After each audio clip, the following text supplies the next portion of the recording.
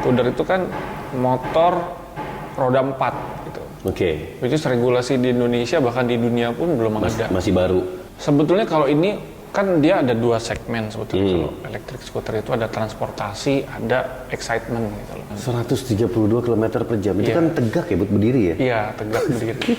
Gak kebayang gue. Kita ini memang orang-orang yang dekat dengan Tuhan. Di motor listrik itu komponen termahal adalah baterai. Oh iya maju loh.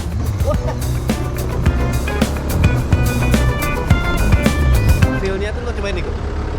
Feel-nya itu lo ngeboseh sepeda, ini nggak digas nih gue tadi. Jadi ngeboseh aja, deng, maju so. Nambah. Jadi lo dikasih tenaga. Oh iya. Halo sahabat Panggung Roda 2, ketemu lagi dengan gue Anton Novos. Dan hari ini gue lagi ada di satu tempat yang masih grass, masih baru, masih bau kayu, bau besi, bau bata. Belum launching pula. Jadi ini tempat yang masih belum launching. Tapi karena kebetulan di sini ada Mas Budi. Apa kabar Mas Budi? Nah, ini sahabat gue yang sudah lama nggak ketemu, terutama pada saat COVID ya. Kita jarang ketemu ya pada saat COVID. Kita nggak ketemu sama sekali malah. Nah, ternyata ketemu lagi Mas Budi sudah di dalam posisi pekerjaan yang baru. Jadi ada, bisa gue bilang ada mainan baru lah gitu ya. Baru sih enggak Oh ini nggak baru ya? Nggak baru. Cuma dibaruin. Nah, dibaruin. Tempatnya eksklusif banget dan bagus banget tempatnya. Oke Om Budi, apa kabar Om Budi? Baik, alhamdulillah. Kita lama nggak ketemu, terakhir ketemu di acara KTM ya? Touring ya, acara Ride to the Edge ya. Mas Budi ini termasuk yang bantuin gue ngasih banyak masukan, terutama pada saat itu beliau ahli di motor ya, dan terutama di produk KTM ya. Jadi gue banyak dapat masukan-masukan dari Mas Budi. Akhirnya kita jalan beberapa kota ya, selama setahun beberapa kali gitu. Apa kabar Mas Budi? Jadi gimana perjalanan setelah KTM? Setelah KTM. Ini kita ceritain KTM dulu kali ya. Oh iya boleh. Seru tuh. Oh iya. Jadi dulu kita tuh mulai KTM tuh di KTM Galaxy dulu. Oke. Di dealer, satu-satunya dealer KTM di dalam mall. Oke. Dalam mall, jadi bukan hanya showroomnya tapi bengkelnya pun di mall. Oke. Dulu juga sempet dibilang tuh kita tuh rada-rada gila sih sebetulnya. Buka showroom tapi di dalam mall. Tapi yang gila itu servisnya, karena kan nggak semua mall itu membolehkan untuk melakukan servis motor di situ. Oke, tapi yang ini boleh? Boleh, karena memang satu kan KTM kan bukan produk apa namanya, kalau bahasa mobilnya bukan produk LCGC lah. Iya. Ini kan produk premium, jadinya boleh. Dan memang mallnya juga kebetulan lumayan premium. Oke. Nah, jadi dulu sempat heboh tuh kita bikin berita tuh. Showroom Galaxy, showroom dengan toilet terbanyak di dunia. Toilet terbanyak? Iya, udah terbanyak, bersih semua lagi. Ya, dalam mall. Iya. Dan dia showroom yang nggak pernah libur. Oke. Karena kalau kita libur, kalau peraturan di mall kita tutup, kita didenda malah. Oke, jadi lu ngikutin jam buka mall ya? Iya, jam 10 buka, tutupnya pun jam 10. Malah weekend rame? Weekend rame. Oke. Weekend rame. Tapi ya memang itu lucunya gitu. Jadi kita mendobrak paradigma bahwa kita bisa loh ke bengkel, kita bisa ke showroom bawa pasangan, bawa anak. Gitu. Bawa istri gitu kan. Dalam satu kesempatan yang sama? Iya, dalam satu pasti. Jadi kita ke mall ngejawab istrinya belanja, anaknya mau main, bapaknya main motor. Bapaknya main motor kayak gitu. Dan itu ramai, kita punya tongkrongan tuh ramai, karena depannya itu kan dia kan food court gitu ya. Cuman food courtnya itu memang di luar, jadi open space. Nah yang para ahli hisap tuh betah banget di situ. Gue pernah ke situ sekali apa 2 kali ya. Sekali kayaknya. Waktu itu kita mau nyoba start dari situ ya. Tour of Indonesia, tapi bukan Tour of Indonesia, apa? Ride to the Edge. Ya. Ride to the Edge. Sempat gue survei ke situ, tapi itu akhirnya Ride to the Edge tidak diteruskan. Itu sayang banget ya. Iya. Itu kenapa tuh KTM? Itu sayang banget. Iya. Padahal kita tuh jujur kayak motor kayak KTM ya, konsumennya itu kan haus akan riding. Dan happy banget mereka karena dimanjain banget ya. Betul. Sama prinsipal ya. Betul, dan konsumen juga asik-asik kan karena mereka anak motor. Jadi kita kayak kita antara produsen sama konsumen tuh kayak nggak ada jarak gitu. Iya. Manggilnya om, brabro gitu. Iya. Padahal konsumen sama produsen kan biasanya kita kan ya tetap respect sih. Cuman kekeluargaan. Itu masuknya jadi lebih kepada community engagement atau bisa disebut program untuk apresiasi kepada customer ya. Iya. Bisa. Kepada customer yang sudah memiliki motor itu dikasih satu fasilitas dibiayai acara touring. Gitu. Nah kebetulan latar belakang gue event organizer dan Mas Budi latar belakangnya adalah di dunia otomotif. Ya kalau kita jalanin lagi yang lain-lain berdua seru juga Ibu. Harus. Siap-siap tuh. Jujur memang harus itu. Karena kan kalau motor ya mungkin juga catatan ya untuk para pemain motor besar ya, terus motor adventure gitu kan, bahwa sesungguhnya kan memang kita konsumen kita ini kan nggak suka yang terlalu hard selling. Jadi mereka lebih lebih ngeliat experience gitu. Enak gak sih motor lu dipakainya, enak gak sih di kondisi tertentu? Karena kalau test ride di satu area itu kan kondisinya tuh terbatas. Nggak ada tuh namanya cabai-cabian tiba-tiba nyebrang tuh nggak ada gitu kan. Nggak ada gitu. Dan memang kendaraan itu kalau ya termasuk gue juga ya, kalau kita beli motor nggak mungkin nggak kita coba dulu, itu nggak mungkin gitu. Nah, itu. Kita nggak mungkin membeli kendaraan tanpa kita coba. Dan sebenarnya nilai-nilainya itu muncul setelah dicoba. Ya kan, dengan lihat doang mungkin fisik oke gitu. Kita coba kan kenyamanannya, mingle-nya, apanya gitu. Karena fitur-fitur di motor besar itu, khususnya motor besar ya, kan fiturnya banyak ya. Nggak mungkin kita bisa ngerasain yang namanya cornering ABS di lapangan test ride. Nggak mungkin. Which is kita harus minimal kecepatan gitu kan. Jarak gitu kan. Kalau di tempat test ride nggak bisa. Nggak bisa. Kita mau ya minimal kita diajak ke Cileteh lah gitu kan. Ke Cikidang tuh belok-belok kayak gitu. Itu berasa hampir semua fitur motor yang kita pengen tuh berasa gitu. Jadi memang event-event yang Omnivos dulu bikin Ride to the Edge tuh emang bener-bener efektif banget. Mengeksplorasi feature dari motor KTM ya. Betul. Dan udah gitu juga kan kalian banyak newbie ya waktu itu ya. Banyak. Ada nyemplung ke sawah gitu. Oh iya. Pangandaran tuh ada nyemplung ke sawah, tapi emang itu karena newbie gitu. Dan tapi biasanya kalau touring kan kita kelompokin tuh, ada kelompok yang expert di depan, yang newbie di belakang, jadi ada 2 kloter. Nah ada salah satu yang newbie tuh ikutannya di expert, ya udah kelar. Pas belok gitu kan dia nggak ngerti cara belok kan gitu kan. Ada orang belok tuh ngerem gitu kan. Pas lagi di tengah-tengah belok tuh dia ngerem gitu. Jadi kan dia keluar gitu kan. Dan gilanya waktu itu dia nyampainya paling telat, motornya di towing. Kalau nggak salah udah maghrib ya di Pangandaran. Besok paginya jam 9.10 tuh motor udah beres. Gila lu masih inget. Sama mekanik dibenerin semuanya, ada yang patah apa udah diberesin semua. For free gitu. Tapi lucu sih. Bud sekarang kegiatan gimana Bud? Covid ngapain lo Covid kita kan ada project ya. Kita punya perusahaan namanya Enduro Republik Indonesia. Enduro Republik Indonesia. Ya, jadi kita jual barang-barang aneh sih sebetulnya. Barang-barang aneh gitu. Cukup aneh, bahkan orang bilang juga terlalu aneh gitu. Bukan aneh karena kinky. Bukan. Anehnya tuh nggak umum gitu. Kita jual produk yang nggak umum dan memang kalau dibilang orang mungkin bahasa kerennya out of the box gitu ya. Kalau kita resiko tinggi out of the box gitu. Jadi kita ada kuder gitu kan. Kuder ini aja udah aneh. Ini salah satu produk ya yang akhirnya lo explore juga jualannya. Kuder itu kan motor roda 4 gitu. Which is regulasi di Indonesia bahkan di dunia pun belum ada. Masih baru. Di Indonesia masuknya ke motor apa itu? Dia tuh gini, jadi regulasi kuder ini kan di Indonesia belum, motor roda 4 di Indonesia tuh belum ada. Nah, dia klasifikasinya masuknya roda 3. Karena kebetulan di roda belakang kita itu sumbu rodanya nggak lebih dari 460 mm. Jadi dianggapnya roda 1 di belakang itu. Ya.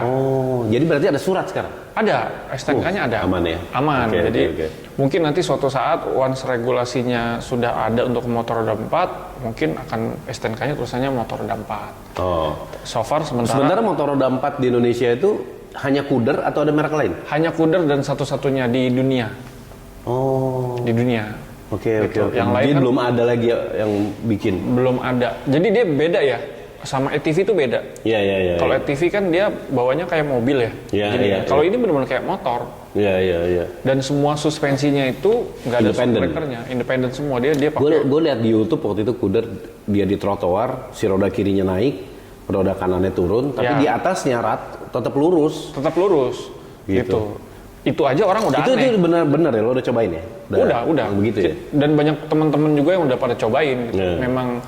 Memang orang-orang bilang, ini motor lucu sih, keren gitu, dan aneh gitu. Yeah. Itu aja kita masukin motor itu aja aneh gitu kan. CC 400. CC 400, CC 400. Itu udah kemana-mana. Dan memang sebenarnya Kuder ini untuk cruising ya. Maksudnya untuk touring, untuk apa. Walaupun teman-teman ada yang coba off-road, kita tuh dia bisa untuk off-road gitu. Tapi nggak bisa terlalu lama karena suspensinya tuh tidak dirancang untuk off-road dalam durasi yang lama. Oke. Durability-nya tidak dirancang untuk off-road yang berat begitu. Iya. Gitu. Lebih cross country kali ya? Ya, kayak gitulah, lebih cross country. Terus selain Kuder, apa Bud yang jadi mainan baru lo? Oke, itu Kuder kan udah cukup aneh kan. Ini kita udah main electric scooter. Oke, PEV. Kayak, tapi bukan motor ya. Iya. Jadi kayak apa ya? Otopet. Otopet listrik. Cuman bukan yang pelan. Iya. Nah ini yang aneh. Jadi ini nggak bisa disewain di Taman Ria. Dulu gue pernah ke Ragunan iseng gitu. Iya. Iseng, gue lagi keliling dan cuman pakai ini doang gue bisa nyamperin semua kandang di Ragunan. Boleh masuk ya? Boleh. Dan itu gue puas banget gitu. Gue juga baru tahu ada apa sih namanya binatang apa gitu aneh. Gue baru tahu itu ada di Ragunan setelah gue pakai electric scooter itu. Iya. Dan pas lagi selama ini lo jalan kaki ya waktu kecil ya. Jalan jadi kaki kita dan nggak mungkin hatam dong kita gitu kan, nggak mungkin. Nah pakai ini tuh hatam gue. Sampai ke ujung-ujung yang buaya. Sampai ujung-ujung gitu kan. Sampai ujung-ujung sampai tukang apa ada minuman. Mas, alhamdulillah Mas kesini, jarang loh Mas orang kesini gitu kan. Itu gara-gara itu. Gitu. Pas lagi minum teh botol tiba-tiba ada orang lewat, ibu-ibu bawa anak gitu nge-scan gitu. Bu ngapain Bu? Iya saya mau sewa ini. Lucu disewain. Iya lucu gitu. Jadi itu termasuk yang lo mulai kerjakan pada saat COVID. Iya. Pada saat COVID lo juga start. Itu benar-benar pas COVID. Kalau Kuder tuh sebelum COVID gitu. Cuman begitu udah masuk sini COVID gitu kan. Pas udah nyampe di Indonesia. Terus COVID. kalau si personal electric vehicle yang skuter atau otopet ini, gimana Bud? Menurut lo ini termasuk dari culture, perubahan budaya, perubahan kesadaran orang, atau yang punya lo ini memang agak lebih hobi sebenarnya, lebih khusus? Sebetulnya kalau ini kan dia ada dua segmen sebetulnya. Kalau electric scooter itu ada transportasi, ada excitement gitu loh. Nah kita ada yang untuk transportasi malah kita bentuknya sepeda gitu. Ada juga sih yang skuter yang lumayan pelan gitu kan. Iya. Maksimal tuh 35 km per jam. Ada juga yang sedang tuh 70 km per jam. Wah itu udah kenceng tuh 70 udah kenceng. Kenceng banget gitu. Dan ini kecepatannya berapa? Jadi kita ada tiga brand ya. Satu itu Kabo. Kabo itu maksimal tuh yang tipe Wolf itu 100 km per jam lah. Terus ada lagi Viper.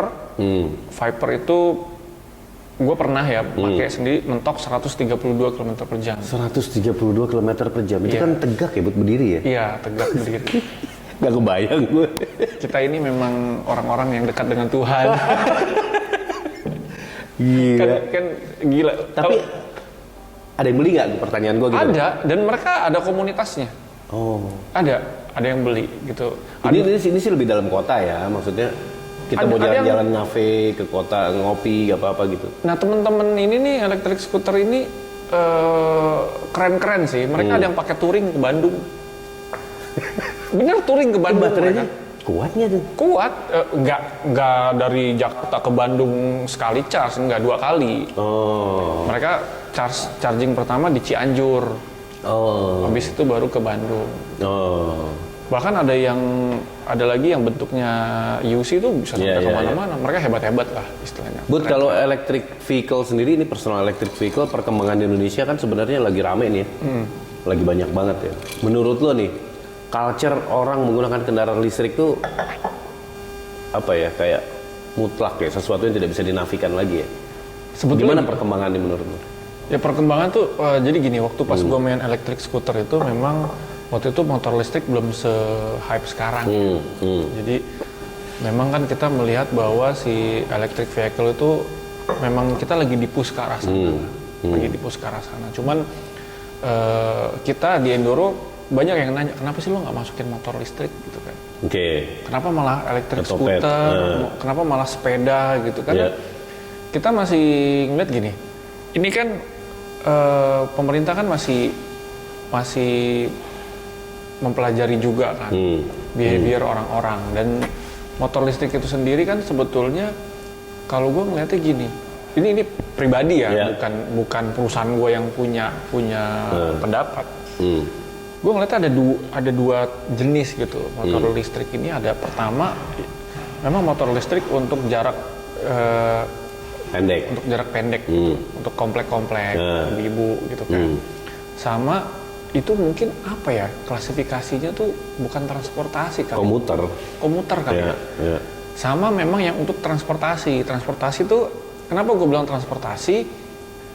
Karena speednya.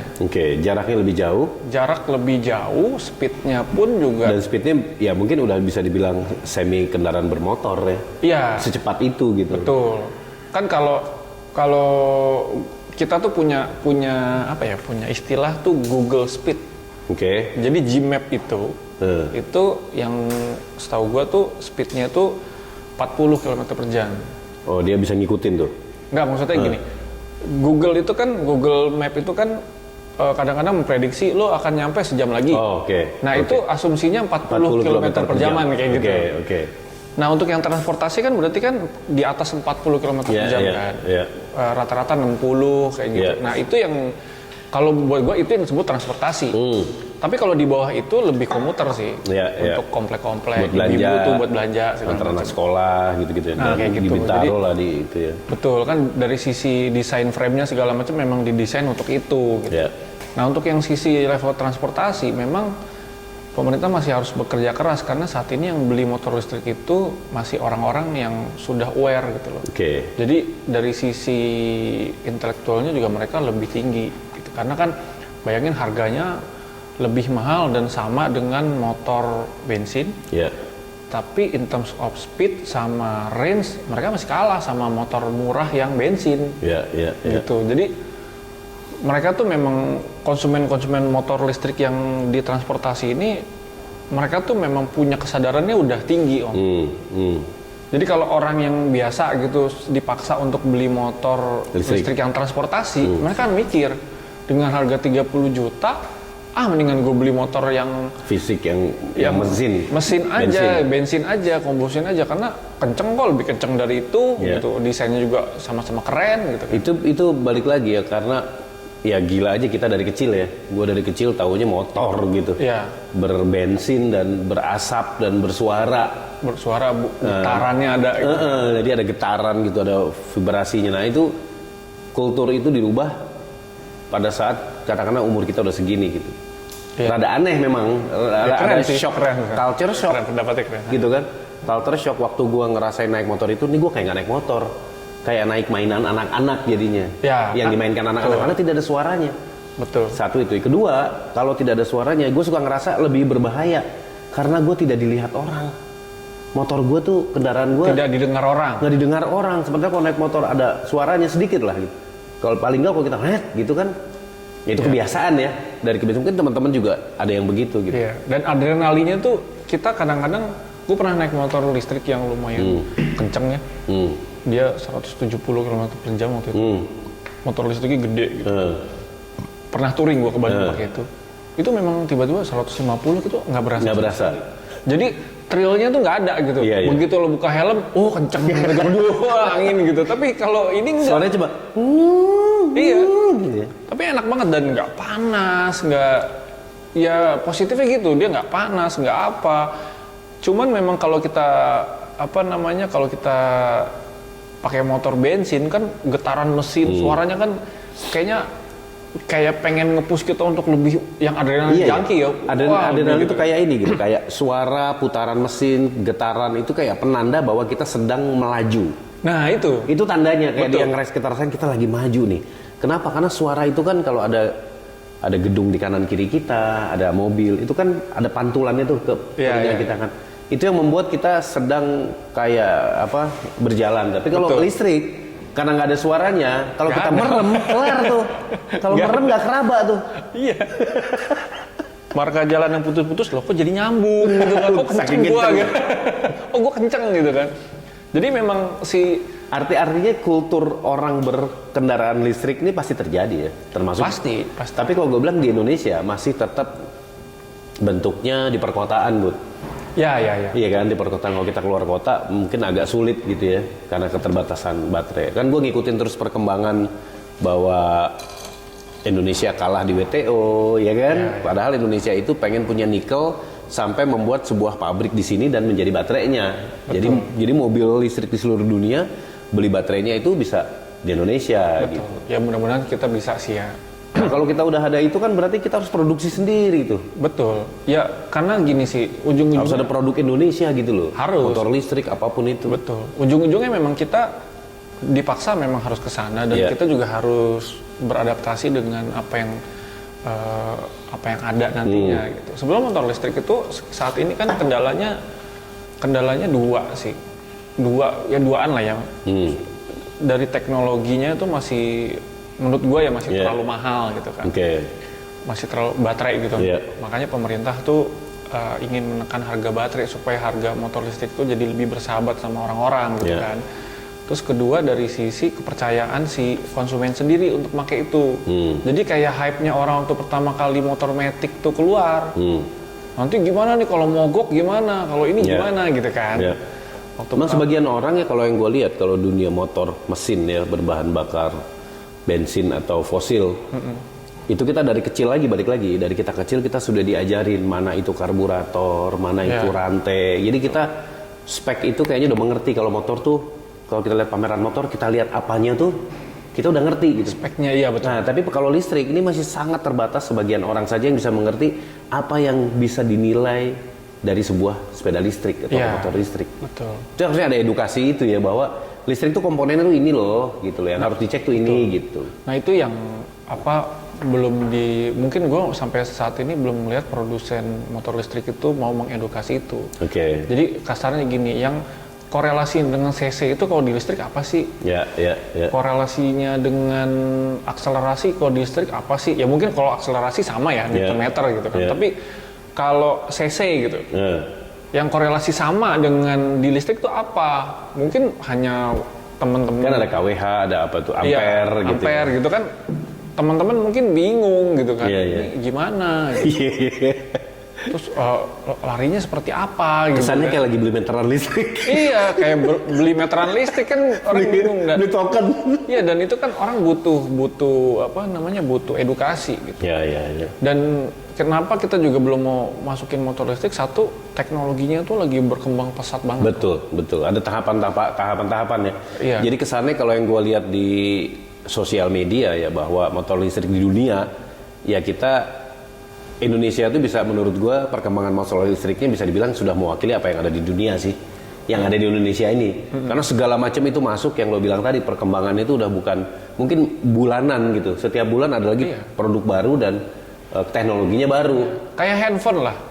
Iya benar. Kan mirip kayak handphone. Teknologi nggak memungkinkan juga nanti bentuk baterainya sekarang segini. Lama-lama segini. Nah itu dia, suatu saat kan baterai itu kan pasti kecil juga. Kecil juga gitu kan. Itu kan bahan bakar nuklir. Nuklir sebetulnya apa? Iya, atom kita pakai. Harus ada reaktornya sebetulnya. Iya. Itu kan semakin kecil berarti kita akan semakin praktis. Suatu saat kan kendaraan itu di sepatu kita misalnya. Suatu saat karena baterai udah jadi segede kecil gini gitu. Iya, kalau baterai udah kecil gini, kendaraan listrik tuh yang itu bagasinya gede banget. Gede banget tuh. Keren juga sih. Iya. Bagasi semua gitu kan. Jadi kalau misalkan ini bisa jadi bathtub atau gimana. Iya. Ya memang kondisi gitu. Terus kedua gini yang harus kita tuh kan ini mungkin untuk para konsumen ya mungkin kan kita juga harus memilih bahwa kendaraan listrik tuh beda sama kendaraan bensin. Artinya gini, pada saat dia rusak, kendaraan bensin itu masih ada toleransi. Contoh misalkan ya, kampas koplingnya itu mau habis, kan dia masih bisa jalan. Di mana aja ada itu juga masih bisa benerin. Dan dia masih bisa jalan gitu, walaupun nggak nyaman gitu kan. Terus misalkan karburatornya masalah gitu dan tapi kalau mampet gitu kan, dia masih bisa jalan. Mobil aja kalau karburatornya overheat terus kan dia masih bisa jalan, walaupun memang nggak di ini kan. Disarankan. Tapi kalau motor listrik once rusak dia nggak bisa jalan. Apapun itu. Jadi satu komponen tidak menunjang pasti ada mati gitu. Mungkin baterai ya, kalau baterai kan misalkan lifetime-nya udah menurun gitu, dia masih bisa jalan. Cuman sering ngedrop gitu kan. Kayak HP gua tuh sering ngedrop gitu. Ngecas mulu gitu kan. Kebayang dong, lu ngecas mulu motor lu, iya ngedrop. Nggak nyampe. Dan which is baterai itu mahal. Di motor listrik itu komponen termahal adalah baterai. Nah ini kan harus ada beberapa yang gue pelajarin ya, kayak BMS, controller, motor gitu kan, baterai, 4 komponen ini, palingan yang ada toleransinya lo masih bisa jalan tuh baterai. Tapi kalau BMS error, ya nggak bisa jalan. Motor error yang bisa jalan, controller error yang nggak bisa jalan. Bener-bener lo udah mati. Kalau bensin kan masih bisa. Nah itu yang harus kita pikirin gitu. Jadi memang manufakturnya juga nggak boleh sembarangan. Proses warrantinya juga harus jelas gitu kan. Pada saat kendaraan lo seperti itu, nanti warrantinya seperti apa gitu. Jadi memang kita juga harus ngelihat bahwa semua produsen yang menjual motor listrik, universe-nya udah harus lengkap. Wih keren kan bahasanya. Universe-nya harus lengkap gitu. Jadi universe tuh bukan hanya charging baterainya ada, swap baterainya ada, tapi dari sisi pabrikan juga jelas. Nanti klaim warrantinya juga seperti apa gitu. Jadi orang semakin mempercayai dan akhirnya dia juga demanding sama kendaraan listrik ya. Nah iya, kayak gitu. Kalau kendaraan listrik, kendaraan bensin separah-parahnya dia, kecuali bensin habis ya. Itu masih kita bisa paksain jalan dikit-dikit gitu. Kalau masih ini, bisa cari jalan lah. Iya. Gitu. Kalau ini kan jebret udah bengong, ngapain, dicas kagak mau, ya kan? Ya sama kayak HP lah. Itu kan elektronik sebetulnya. Dicas juga. Nah, Bud, jadi sekarang lo end up di mana dan coba boleh ceritain nggak usaha yang sekarang atau mainan baru sekarang apa yang lagi lo jalanin? Ya, sekarang ada kuder, ada tadi elektrik skuter, sama ada sepeda listrik, sama tas Enduristan ini. Ya, dan itu semua masih dalam apa namanya tadi yang tadi lo bilang ya, hobi atau sesuatu lo jualan sesuatu yang out of the box, tapi apa tadi? Unik sih. Unik, terus mahal. Mahal relatif kalau mahal. Bisa aja sih pedagang ngomongnya. Jadi barang-barang yang worth it memang untuk orang-orang yang suka keunikan, yang menyukai sesuatu yang out the box, tidak sama dengan kawan-kawannya yang lain gitu. Dan akhirnya juga sudah muncul komunitas-komunitasnya. Sudah ada. Dan memang kan kita menjawab. Jadi kan gini, kita kan sebuah produk kan harusnya menjawab semua solusi atas problem yang muncul kan. Nah kita melihat itu. Gitu. Kayak kuder itu kan dia kendaraan ini sulit untuk jatuh. Bisa jatuh, tapi lebih sulit dibanding yang roda 2 atau roda 3 sekalipun. Jadi lebih stabil dan lebih aman. Lebih stabil, lebih aman. Jadi dia selalu on grip gitu dalam kondisi jalan apapun. Misalkan banyak kerikil, terus kontur jalannya beda. Dia cornering aja gitu. Jadi Bud, lebih pede. Sedikit pertanyaan sebelum selesai. Gue pengen tanya, kuder bisa diganti knalpot nggak sih, Bud? Bisa. Udah pernah nyoba? Pernah. Suaranya asik? Ya asik-asik aja sih. Dia berapa silinder sih? 1. Oh, 1 silinder. Cuman emang jeleknya gini, lo mau ganti knalpot yang keren sekalipun nggak kelihatan. Karena di dalam. Suara doang. Gitu. Karena di dalam. Di tengah dia. Oh. Jadi kalau. Jadi nggak terekspos. Nggak terekspos. Oh. Dia nggak terekspos. Jadi buat apa? Buat apa? Kan ada kendaraan, mostly kendaraan tuh suspensinya nggak terekspos. Ini knalpotnya nggak terekspos. Jadi kalau dia komunitas lagi pada ngumpul, wih knalpotnya kayaknya merek A nih. Wih hebat, kupingnya keren gitu. Dia harus ngelongok gitu. Oh ini knalpotnya kayak gitu. Oke Om Budi, terima kasih banyak. Kita sudah ngobrol-ngobrol. Mudah-mudahan nanti kita ketemu lagi di pekerjaan, di San Moria. Harus Om, harus. Juga sama teman-teman, terima kasih sudah menyaksikan Motostage. Jangan lupa kita ada di satu tempat yang namanya GeForce Republic Ya. di Kompleks Harumanis yang ada di Bumi Lebak Harumanis. Bulus. Bumi Harumanis yang ada di Lebak Bulus. Kita ada kafenya juga loh. Di sini ada cafe, di sini lo bisa meeting, bisa hangout, bisa lihat motor karena ada showroomnya. Di sini ada produk Enduristan, ada produk Kabo, ya. Viper, Rion. Rion Viper. itu juga semuanya otopet yang kencengnya gila-gilaan. Rion ya. itu tercepat di dunia malah. Nah, berapa tuh Rion? 160 km per jam. 160 km per jam. Jadi kalau yang ya udah agak-agak malas hidup lo boleh kesini. Oh ya kita juga ada Nyobain Rion. apa golf simulator. Oh, ada golf simulator Kayak juga. training lab gitu. Jadi kalau mukul lo mau tahu errornya di mana bisa ke atas. Berarti bisa untuk belajar ya, bisa ngukur diri ya. Nanti gua kasih lihat. Nah, itu buat teman-teman yang suka golf juga bisa Iya. ngopi, lihat motor, lihat kendaraan PEV naik ke atas. Di sini ada Kuder juga yang motor Matic 4 roda 400 cc. Oke, Bud. Terima kasih banyak. Sampai ketemu lagi. Mudah-mudahan nanti kita jalan bareng lagi lah. Kayaknya di ini ya, tur motor aja deh. Harus. Cocok ya. Camping kita Om. Oh, siap. Siap, Bud. Thank you, Bud. Sama-sama. Thank you. Thank you sahabat roda 2. Sampai jumpa. Sama getarannya kalau digas, gue belum nggak bisa ngikutin, masih kaget terus. Nah kalau ini dia bisa digas, gas kayak motor, tinggal gas doang. Ini yang ini. Ini apa? Kalau ini buat gigi, kalau buat apa? Nggak listrik kalau ini. Oh, Nah ini ada yang kalau digenjot tuh pedal asis, jadi di genjotan keberapa listriknya nyala, langsung nendang. oh jadi itu apa namanya, tenaga manusia juga, tenaga listrik juga. Jadi untuk nyalain listrik lo genjot, nanti listriknya deng. Oh. Nanti nggak digenjot turun lagi, genjot lagi naik lagi. Oke.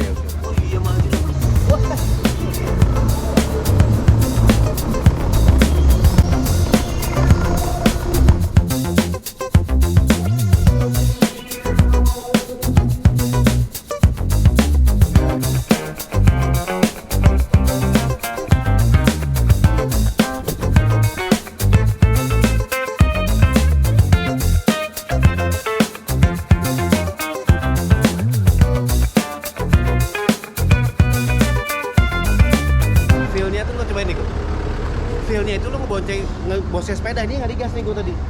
Jadi ngeboseh aja, deng, maju. Sob. Nambah. Jadi lo dikasih tenaga. Oh iya. Jadi powernya ketika digoes berapa kali naik. Sob. Oh. Tadi kan najok tuh lumayan tinggi kan? Itu gue nggak ngeboseh biasa aja. Ya makanya. Wih, ini berapa? Lu bayangin, kalau yang ini 17. 17 juta.